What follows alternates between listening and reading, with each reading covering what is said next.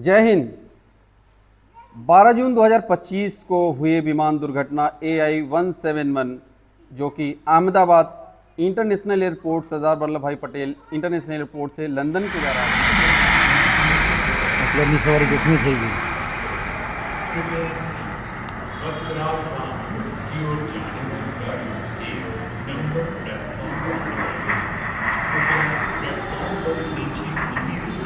पूरे गए उस दुर्घटना में मारे गए 241 लोग, जिसमें कि क्रू मेंबर और पायलट और को पायलट के साथ जो यात्री थे, और बाकी जहां जो सिविल हॉस्पिटल था उसके ऊपर जो या अगल बगल के जो लोग जो प्रभावित हुए थे, जिन लोगों की मौत हुई, 265 लोगों के मारे जाने तक की अभी तक की खबर है।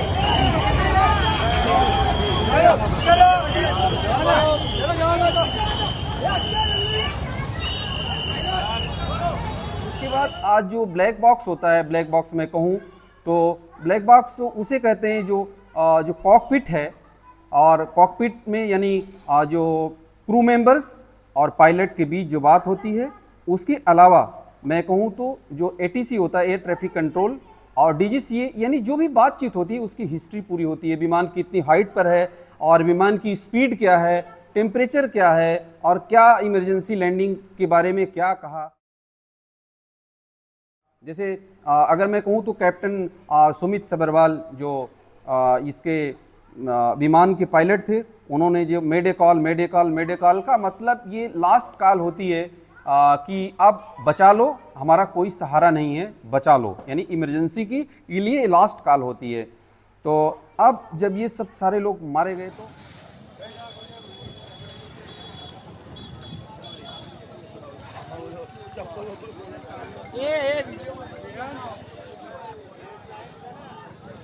दुर्घटना है, सिर्फ उन लोगों की दुर्घटना नहीं है कि जो लोग उसमें मारे गए या उनके जो सगे संबंधी हैं, बल्कि यह दुर्घटना उन सब लोगों के लिए है जो कभी न कभी इस फ्लाइट का टिकट कराया करते हैं, फ्लाइट में जाया करते हैं, चाहे वो 15 दिन में, 10 दिन में, 1 महीने में, साल में, 2 साल में, या उन सब के लोग जिनका ड्रीम होगा, जिनका एक सपना होगा कि हम भी जहाज में चढ़ेंगे, पढ़ेंगे, लिखेंगे, और जब हम कुछ बनेंगे तो अपने मम्मी पापा को हम विदेश जाएंगे, या हम जो देश में ही कहीं ना कहीं तीर्थ स्थान पर जाएंगे, या कहीं ना कहीं घूमने के लिए जाएंगे। तो उन सब के लिए बहुत दुखद खबर है ये, और ये झकझोर देने वाली खबर है।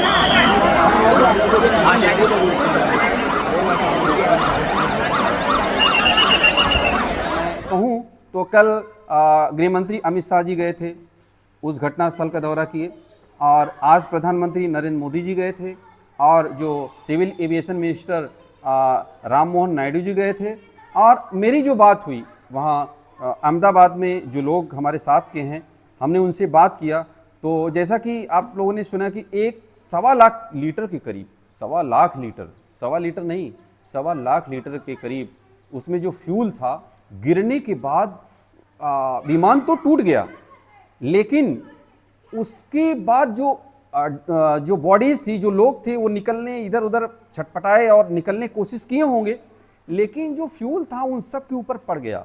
इससे जो आग लगी, उस आग लगने के बाद जो तबाही मची, जो तबाही का मंजर था, वो बहुत भयानक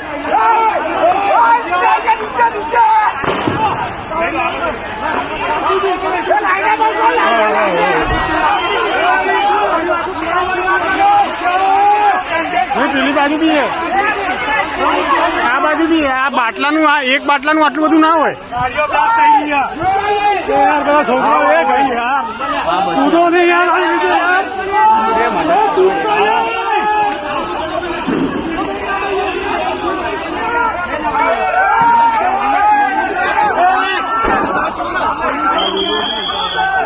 આ બાજુ આવી જાઓ, આ બાજુ।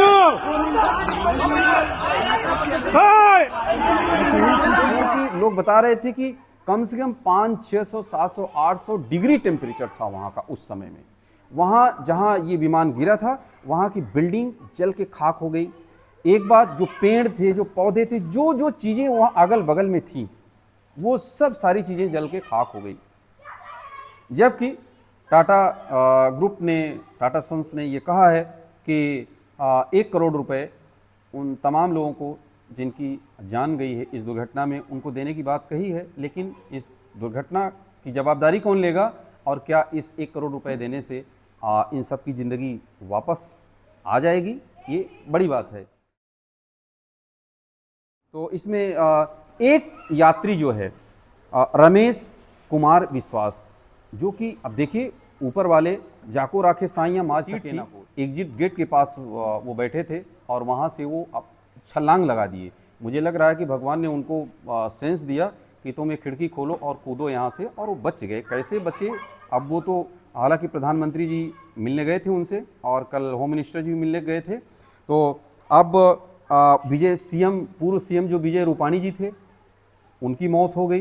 तो इसमें बहुत सारे लोग थे ऐसे, जो पूरी फैमिली थी, जो पूरा परिवार था उनका, और कुछ छोटे छोटे बच्चे थे, कुछ बड़े बच्चे थे। तो इस प्रकार से ये इतनी सारी मौत हुई, ये बहुत दर्दनाक घटना थी। अब मैं आप सभी को एक लंबी फहरिस्त, जो कि विमान दुर्घटना का अभी तक का जो काला इतिहास रहा है, मैं उसके बारे में आप सभी को बताना चाहता हूँ। 1973 को इंडियन एयरलाइंस का फ्लाइट 440, इसमें इस विमान दुर्घटना में 65 लोगों की मौत होती है, और इसमें जो केंद्रीय मंत्री मोहन कुमार मंगलम भी शामिल थे। 8 जनवरी 1978 को 213 लोग मारे गए थे, और ये एयर इंडिया का फ्लाइट 885 बोइंग 747, ये जो है मुंबई एयरपोर्ट से टेक ऑफ करता है, और टेक ऑफ करते ही सिर्फ 101 सेकंड में जाकर के अरब सागर में ये गिर जाता है। और उसके बाद 19 अक्टूबर 1988 को इंडियन एयरलाइंस का फ्लाइट 113 बोइंग 737 या 200 अहमदाबाद एयरपोर्ट पर ही, ये रनवे पर ही ये क्रैश हो गया था, जिसमें 135 लोग थे और 13 लोग मारे गए थे।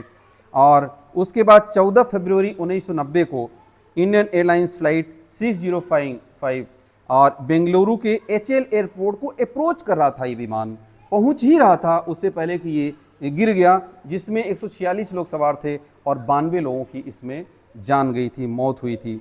1996 12 नवंबर को चरखी दादरी का ये बहुत चर्चित, और मैं कहूँ तो सिविल एविएशन यानी विमान दुर्घटना का एक काला अध्याय का ये बहुत बड़ा दिन था, जब चरखी दादरी में आप लोगों ने सुना होगा कि सड़क पर चलते हुए कार लड़ गई, मोटरसाइकिल लड़ गई, ट्रेन का एक्सीडेंट हो गया, आमने सामने की टक्कर हो गई। लेकिन आप लोगों ने नहीं सुना होगा कि कभी जहाज दुर्घटना भी ऐसी हुई है, विमान दुर्घटना, जिसमें कि आमने सामने की टक्कर हुई हो।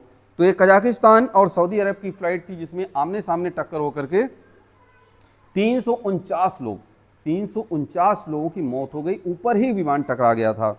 और 12 जुलाई 2000 को एयर इंडिया एक्सप्रेस फ्लाइट ये बॉम्बे 737-200 बिहार के पटना में ये विमान दुर्घटना हुआ था, और इसमें जो है 60 लोगों के करीब मारे गए थे।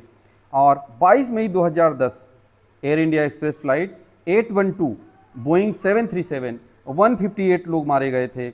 और 7 अगस्त 2020 को एयर इंडिया एक्सप्रेस फ्लाइट 1344 एक कोझिकोड में जो इंटरनेशनल एयरपोर्ट है, वहाँ जो है बारिश के समय, ये 7 अगस्त 2020 की बात है, और ये जो है एयरपोर्ट से ये स्लिप कर गया था विमान और जाकर के बाउंड्री वाल से टकरा गया था, जिसमें कि जो ये पायलट के सहित 21 लोग मारे गए थे। यही नहीं, मैं कहूँ तो चर्चित चेहरे, मैं उनका नाम बताता हूँ आपको कि 2021 में कुन्नूर के, तमिलनाडु के कुन्नूर में, जब पहले CDS जनरल बिपिन रावत के साथ उनकी वाइफ और 12 लोग हेलीकॉप्टर दुर्घटना में मारे गए थे। उसके बाद 1966 में डॉक्टर होमी भाभा जहांगीर, ये भी विमान दुर्घटना में ही मारे गए थे। बताइए कितने बड़े साइंटिस्ट थे। और शायद आप लोगों को पता होगा कि डॉक्टर होमी भाभा जहांगीर विमान दुर्घटना में इनकी मौत हुई थी 1966 में।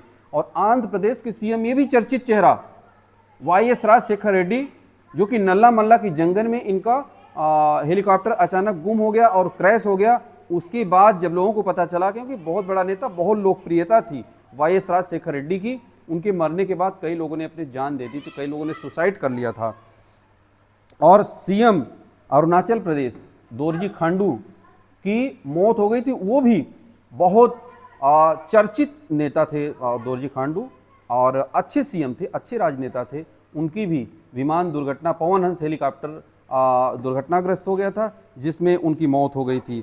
और 2005 में ओपी जिंदल, ये हरियाणा के मिनिस्टर थे, ओपी जिंदल और सुरेंद्र सिंह, इन दोनों लोगों की मौत हो जाती है। और पूर्व रेल मंत्री, ये भी एक चर्चित चेहरा था और अच्छे नेता थे कांग्रेस के, माधवराव सिंधिया, और ये जो है एक रैली को संबोधित करके और वापस आ रहे थे, वहाँ जो है मैनपुरी में हेलीकॉप्टर क्रैश हो गया था, जिसमें इनकी मौत हो गई थी। और इंदिरा गांधी, पूर्व प्रधानमंत्री इंदिरा गांधी के बेटे, छोटे बेटे संजय गांधी की जंग दिल्ली एयरपोर्ट में इनकी भी विमान दुर्घटना में मौत हो गई थी। और हमारे 11वें जो लोकसभा अध्यक्ष जीएमसी बालयोगी जी थे, उनकी भी एक विमान दुर्घटना में ही मौत हुई थी। तो ये जो है काला अध्याय और ये काला सच, अभी तक के सिविल एविएशन का जो एक्सीडेंट था उसकी बात मैंने आप सभी को बताया। तो आप सभी अपना ध्यान रखें। मैंने पहले कहा कि ये दुर्घटना सिर्फ उन लोगों की नहीं जो उस दुर्घटना में 12 जून 2025 को शामिल थे, बल्कि बहुत सारे लोगों की है, पूरे देश दुनिया की है। अब ये दुनिया में हाहाकार मचा हुआ है। जो लंदन में जो पुर्तगाल के जो 7 यात्री थे, और जो लंदन के जो यात्री थे, और कनाडा का एक जो यात्री, तो इन सब के घरों में सब जो सगे संबंधी हैं वहाँ को हराम मचा हुआ होगा। आप सभी का डीएनए का, यहाँ जो डेड बॉडी का डीएनए का सैंपल ले लिया गया है अब।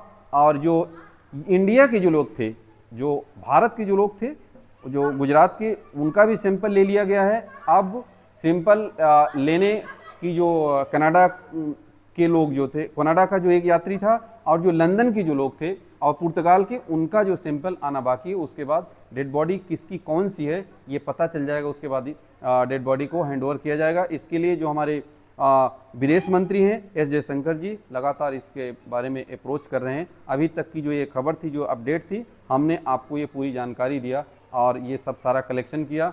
और चलिए, आप सभी का बहुत बहुत धन्यवाद। जय हिंद।